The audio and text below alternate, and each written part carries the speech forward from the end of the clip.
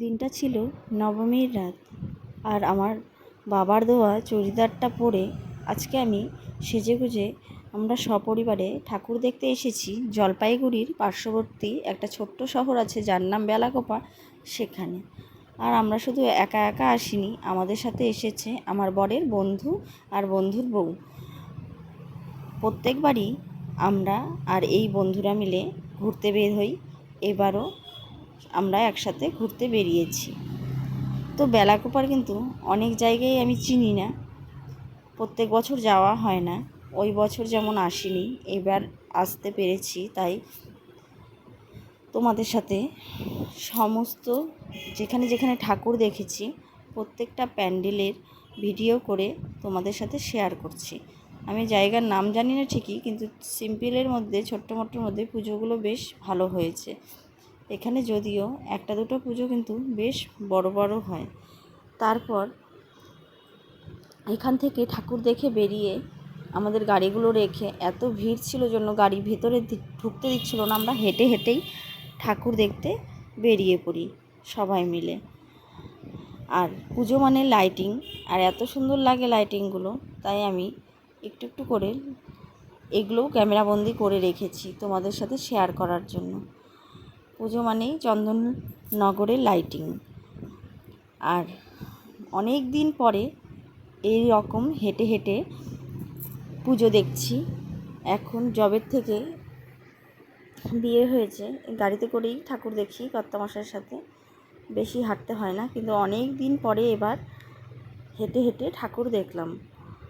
বেলাকোপার ভেতরে যেসব ঠাকুরগুলো ছিল সেই ঠাকুরগুলো হেঁটে হেঁটে দেখেছি। তো যাই হোক, এটা হলো বেলাকোপার পঞ্চায়েত অফিসের বাবুপাড়া নামক জায়গায়।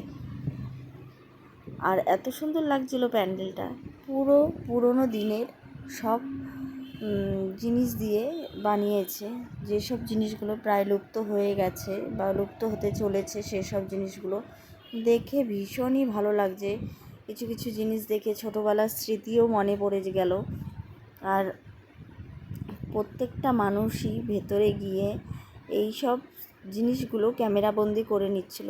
আমিও তার অন্যথা করিনি, আমার তো তোমাদের সাথে শেয়ার করতে হবে, তার জন্য আমি প্রত্যেকটা জিনিস দেখো। এখানে বাচ্চারা লাটাই দিয়ে ঘুড়ি উড়াচ্ছে।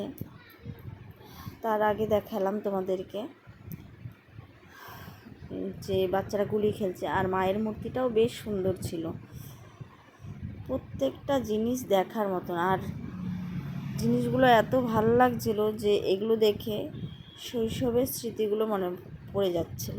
কানামাছি ভোভো খেলা, এখানে আবার রেডিওতে গান শুনছে কিছু বৃদ্ধ মানুষ। বেশ ভালো লেগেছে আমার এই প্যান্ডেলের যে সাজসজ্জাগুলো করেছে, ভেতরে যে থিমটা করেছে ভীষণ ভালো লেগেছে। এখানে বাচ্চারা বই পড়ছে হ্যারিকেন জ্বালিয়ে, আর সকলের এত ভালো লেগেছে যে প্রত্যেকটা স্ট্যাচুর কাছে, এই ছোটো ছোটো মূর্তিগুলোর কাছে এখানে ঢেকি দিয়ে ধান পাট দিচ্ছে। দেখো, খুচরো টাকা দিয়েছে। তারপর আমরা এখান থেকে ঠাকুর দেখে বেরিয়ে গেলাম। আর আমি প্রত্যেকটা সাউন্ড মিউট করে দিয়েছি, তাই তোমাদেরকে শোনাতে পারলাম না যে এই মণ্ডপটাতে যখন আমরা প্যান্ডেলটাতে ঠাকুর দেখতে ঢুকেছিলাম, এখানে গান বাজছিল, জুবিনদার গান বাজছিল, এত ভালো লাগছিল। কিন্তু খুবই দুঃখ লাগছিল যে এত ভালো একটা মানুষ, এত বড় মানুষ একটা আমাদের মধ্যে আজ নেই। তারপরে ওখান থেকে আর হাঁটতে পারছিলাম না, টোটো ধরে সোজা চলে আসলাম আর একটা পুজো মণ্ডপে। আমি তোমাদেরকে আগেই বলেছি এই জায়গাগুলোর নাম সেমন একটা আমার জানা নেই। এই জায়গাটার নাম হয়তো পাঙ্গা বটতলা নাকি কি, যাই হোক। এখানে এসে দেখলাম যে জুবিন স্যারকে শ্রদ্ধাঞ্জলি দেওয়া হয়েছে। তারপর আমরা আস্তে আস্তে এগিয়ে গেলাম মণ্ডপের ভিতরে। প্যান্ডেলটা এত সুন্দর করেছে, আমার তো ভীষণই ভালো লেগেছিল। আর এখানে দাঁড়িয়ে আমরা বেশ কিছু ছবি তুলে, অনেকটা সময়ই ছিলাম এখানে, ছবি তুলে অনেকটা সময় দাঁড়িয়ে থেকে তারপর ভেতরে ঢুকেছিলাম পুজো দেখতে। এখানে দেখো, এখানেও মায়ের মূর্তিটা কিন্তু ভীষণ সুন্দর লাগছে, আর ভেতরের সাজসজ্জাগুলো দেখো, বেশ সুন্দর করেছে। তো যাই হোক, অনেক দিন ধরেই ভিডিওগুলো করে করে রেখেছি, কিন্তু ছাড়বো যে সেই সময়টা হয়ে ওঠে না। তারপর যাই হোক, আজকে এডিটিং করতে বসেছি।